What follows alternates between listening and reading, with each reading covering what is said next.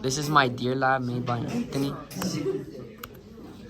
My problem statement is, in which way will the availability of resources affect the deer population in an ecosystem? And my hypothesis is, if the availability of resources decreases, then the deer population will also decrease. Procedures.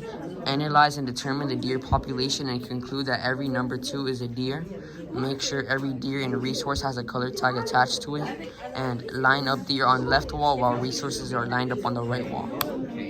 Materials used were yarn, construction paper, and clothing pins. The questions. My citations were, what are the 5 basic needs of animals? The resource availability and competition shape the evolution of survival and growth ability in a bacterial community. National Geographic Society and Biology Online. This is my chart. As you can see, my chart fluctuates a lot. As right here, my chart was peaking, and that means that the deer population was very high, and so were the resources.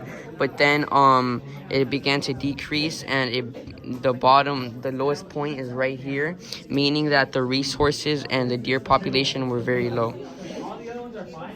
My conclusion states that population dynamics is the examination of how a species population shifts over time. You can examine how the population changes as time passes in my graph.